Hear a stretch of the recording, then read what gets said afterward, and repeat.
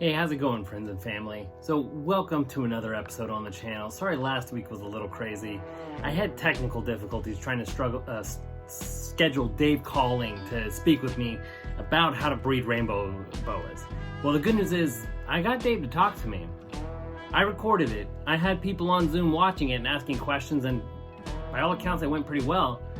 Only problem, I'm having technical issues and I wasn't able to record the Zoom and upload it to YouTube like I normally do. So everyone, that I just recently started a Patreon page. So again, one of the issues I had with the Rainbow Boa panel and not being able to upload that onto YouTube is just a matter of lack of technology. And it's going to have early access to videos, plus a few extra fun bonuses, as well as regular chats amongst the group members. So that's a really great way you can support the channel.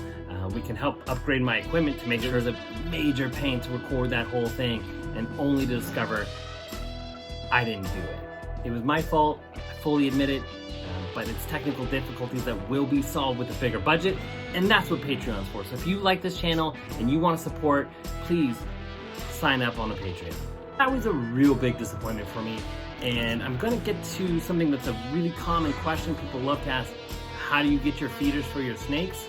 It's one of the first common questions people ask. They say, how do I care for the snake? What do I name it? And where do I get feeders? Well, I don't care how you name your snake. And individual snake species, I can tell you about that. We're working on them. We have panels for ball pythons, we have panels for Pituophis, and panels for Epicrates. There will be more to come. But where to get feeders, now that's something I can help you out. There's a few ways, okay? So the first way you can do it is go to your local reptile store.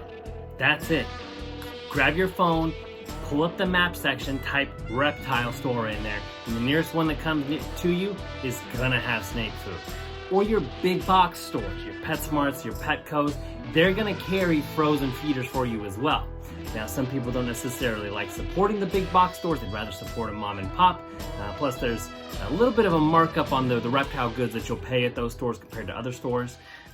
But they're there. And in a pinch, they're going to have them in the frozen section of feeders. You'll have, the fish tank stuff like bloodworms and worms. And in that same freezer, a lot of times they'll have rodent food. They'll have various sizes from pinky mice up to large rats. So you'll be able to get what you're looking for at the big box stores. Unless you're really, really, really rural and you're not able to get anywhere near a big box store, then you may have to consider some other options. You might want to consider a company that ships.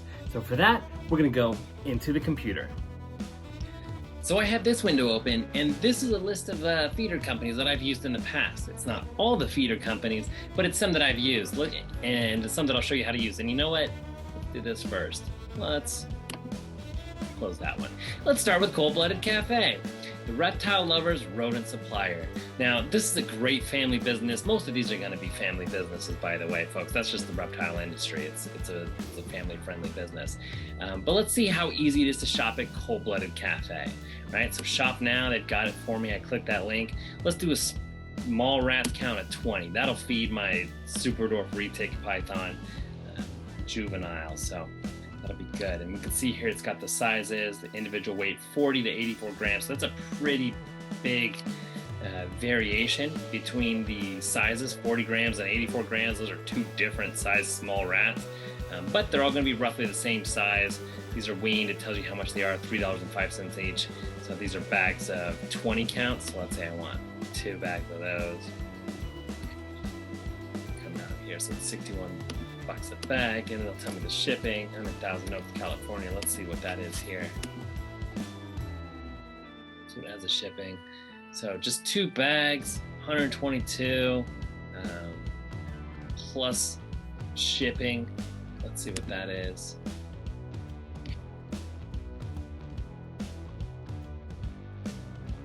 It's not gonna estimate. I'm not gonna put my address in there, but it's roughly 40 bucks for most of these shippings. Here's another one, perfectprey.com. Now, I like Cold Blooded Cafe. Like I said, they're a great company. One thing I'm not crazy about them is they've got mice, and they've got rats, and they've got merch, and they don't have other feeder options. So that's one reason I don't go with them too often, but the price is good. Perfect Prey has really good feeder options, and they'll serve African soft fur rats, feeder insects, mealworms, so stuff for lizards, frozen mice, frozen rats, day-old chicks. I think these are great. Day-old chicks are a very nutritional meal, but you can see they've got a few others that you can get here. Frozen rats. It looks like they don't have the mealworms on there. Let's see what the feeder insects section is. So they're sold out of those right now. So if you need those, they're not your supplier. You might want to try something like rainbowmealworms.com. But they have plenty of frozen mice. These are the selections. And so let's see, the frozen rats, the small ones, 50 to 89 grams, so still a big difference, and only $3 per rat for perfect price. So a little bit cheaper than it was over at Cold Blooded Cafe. But this is another good one that I like to use. And this is who I use, Lane Labs. I found them to be great. And some of the things I like, they got frozen mice, they got frozen rats. They've got other feeders too. So even if you have a snake that is real picky and is only eating white or black mice or rats, you can order specifically. So I could order frozen colored rats. I could pull them here and I could choose, these are all the darker rats. So that way they don't have to worry about, you know, a snake that is only eating white mammals, which that happens. Sometimes, every now and then, one of your snakes will only eat white or only eat the brown rats. But for each one of them, no matter who you choose, if you're going to be buying in bulk like that, then you're going to end up with some heavy-duty shipping costs. So I know what you're thinking. Holy cow, that's a lot of money to pay for shipping, and I don't know if I'm ready for that. Well, you can always do what I do. Hop in your car and go pick it up from your local distributor. Now, I'm lucky that one of the stores that ships quality food I actually think is probably the best option, Lane Labs, is not too far from where my parents live. So, on my way to visit them, I'm gonna hop in the car and zip on by to Lane Labs. Come with me. Take your cooler, clean it out, throw some ice, put it in your car, get ready to drive.